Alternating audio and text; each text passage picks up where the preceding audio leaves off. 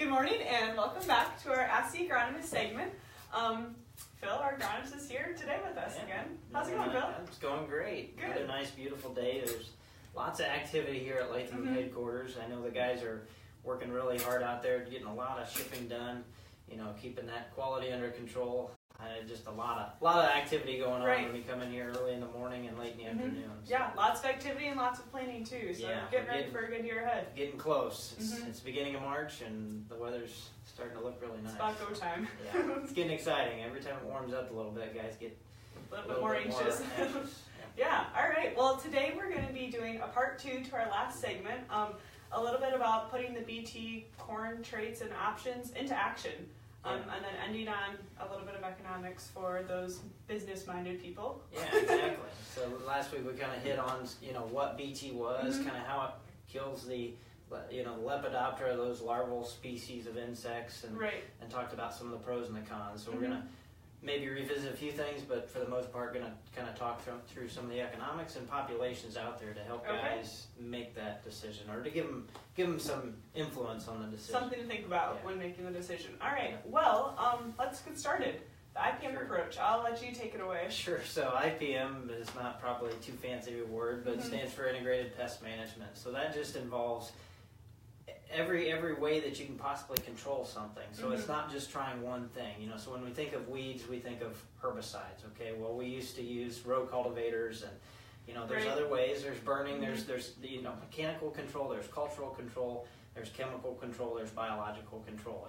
So we have the traits. We talked about the BT trait. That would be a biological type of control. And then we have the insecticide options. So the idea behind IPM is using more than one, so that we don't gain, so that the pests don't gain that resistance advantage on us. So really, it's about considering all those options. We wanted to pose both of them, because I do think it's important to try both. We talked about both last week, and then an insecticide option is a great option. I think it comes down to your pest pressure. That's why we're going to talk about that here in a second with some nice maps. But it also goes down to your local area and what you know is going on, and if you've done any sampling or watching out for these pests, as to whether you can go that route, or maybe you have a lot of pest pressure and you've seen the trait stumble a little bit or something. So that would be a good option. I know guys using maybe part of the trait or one of the traits above or below ground, and then also using an insecticide. So using all those things together, making sure you don't just stick with one. That's what got us in trouble with Roundup. When Roundup soybeans came out, great, that clean fields, I'm just going to spray Roundup. We can't do that. Right, so, which leads us into the rotating mode of action. Yeah, exactly. So we've got the cry traits up there. That's just simply the crystal protein. A lot of guys have heard cry 1A, some of those first traits that came out. There's at least 60 different cry traits that have been identified, within for different cry options.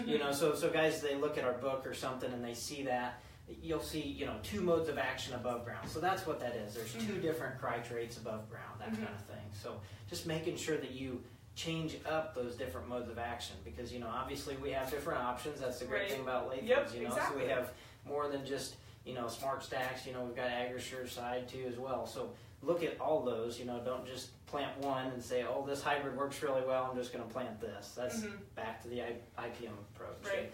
And I just wanted to mention quick the refuge part of it, because that is extremely important. If you're planting one of those that needs a planted refuge, you got to do that, because that's critical to the success of those cry traits. Right. If we don't do that, then we may not have that to work with. Right. So, there's a lot of them now that are refuge in a bag. Makes it simple. You don't have to worry about it.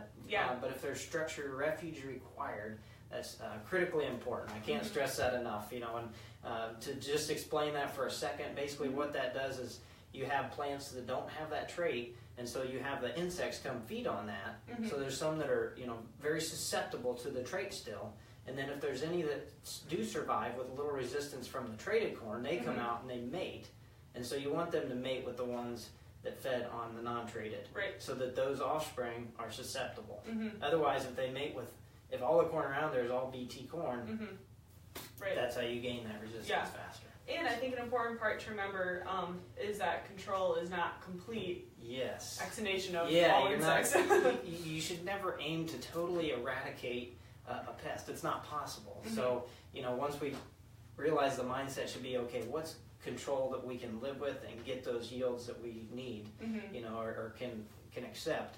You know, that's what we should be aiming for. You should never say, oh, we've eradicated them, we're done, we're okay, we don't have to worry about it. That's not the case. So as we'll see here in the next slide. Exactly, yeah. Okay, so here is a map of 2017's corn. Yeah, so this is something we participated in with Monsanto as a regional study. Basically pheromone traps, you know, for guys who don't know, it's just a yellow card with pheromone on it. You go stick it out in the cornfield in 4 locations. As well as soybeans. You can do it in a soybean field, you just have to stake it. You know, because obviously naturally they're not very tall. So anyway, this just gives guys an idea of kind of the population. This is just 2017, but it kind of shows some of the hot spots here. This is beetle traps per day. Some of the really dark red is up to 15 beetles per day. So this is adult beetles, northern corn rootworm and western corn rootworm. So the ones that we really have to worry about, that's what this is taking into consideration. So you can see, you know, a lot of our area and territory in Latham country still has significant pressure from these insects. So just something I feel is really important to keep in mind, you know, and we'll continue to monitor this and be part of this study. Just helps give guys an idea of, hey, the threat's real and it's not over. Right, and we have similar thing on the soybean side. Yeah, so the soybeans, there wasn't near as many soybean fields. I think there was about 1,300, I think, on corn, and about 200 on soybean fields. So, like I said, you got to take stakes out there. It's a little harder to do it in soybeans, but it's interesting to me because there's still pest pressure out there in soybeans. And this is something that, you know, in the last several years we've talked about because we've had issues with, you know, in the northern corn rootworms, you know, we've had different extended diapause issues with soybeans, you know, so those eggs will survive through the soybean crop to that next corn crop. So even though you've rotated, they're still there. Unfortunately, that part of the cultural control didn't help you out, you know, because they are finding ways to get around it. So that variant, and then we also have the western corn rootworm, which has found ways to not be able to feed on the soybean roots. So once again, this is back to the IPM thing. You know, we just can't outsmart Mother Nature. We can't eradicate things. They will find a way around it.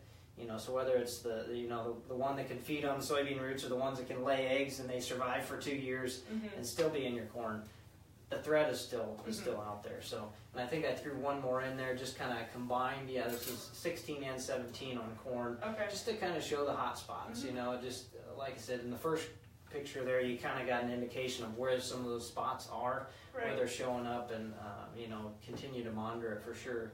But it's just interesting to me. A lot of guys think, oh, this pressure is gone, you know, and it's not. So, like I said, consider your pressure, but this is also a good reminder to guys, you know, whether they're part of a study or something like this or know of one, you know, keep your eyes out for this kind of information, but also check your field.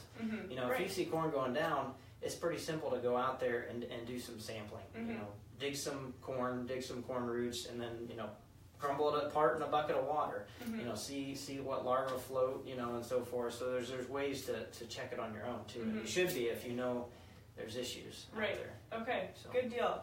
And this is fine and dandy, but now let's just take a look at the numbers real quick. Sure, yeah, so that's probably the part everybody's always curious about. And unfortunately, there's no, you know, there's no perfect way of doing an exact, you know, I just got some numbers from around here and kind of what we're looking at. So comparing kind of the trait side of things to an insecticide. So you can see here, I tried to keep it simple, but we've got the trait above ground and below ground. That's what it stands for. So compared to a conventional corn hybrid, this would be, you know, an above ground. So like a VT Double Pro kind of situation would be about $40 an acre above a conventional hybrid or something if you're going with this option. So that would be what you'd want to compare to your above ground is what you're going to be spraying for like a European corn borer or something. So you can see I put 2 passes in there because last week we talked about effectiveness and percent control and that kind of thing. So 1 pass, if you're actually trying to control those European corn borers and so forth, is probably not going to cut it. So I included 2 passes on that, and then you see the in-furrow application of granular insecticide in there at about 30. So you can see, to me, I guess what I take from this is it's pretty close. You get to up to a smart stack kind of trait, and you have the below ground that's added on top of that. So you can see that those are very similar in cost as far as that goes. But the one thing you got to remember is what we started out talking about, and that's your populations that are out there. That's why we showed you those pictures, those graphs of the region, but also what your local area is, and your fields. So if you've had issues in the past, you need to take that into consideration. Yeah. If you see damage in your field and you're using a trait, you need to talk to somebody. You need to talk to us or Extension or somebody else and find out the solution. Because that's one thing you don't want to. You don't want to just keep planting the same hybrid with that same mode of action of cry trait in it, or else you're going to wind up being the one that we all learned from. And you don't want to be that. So there's that to me is the key to this. The options for insecticide versus trait are pretty darn similar. And a lot of times guys may think there's a big swing, but it's not really a big swing. I mean, you can fairly even playing field. It's just how much your population is, what your control is, And obviously we talked last week about impact on other insects and so forth too. Right. There's all kinds of things that play into that. So you got to remember there's more than just one thing to think about when you're considering an insecticide versus trait adoption. But I think both are very important. Yep. And we feel that IPM is extremely important to managing the resistance to. We want to have these things around. I mentioned there was 60 or so those traits that are known, but that doesn't mean they'll last forever if we don't do what we're supposed to with refuge and managing different ways of managing that pest.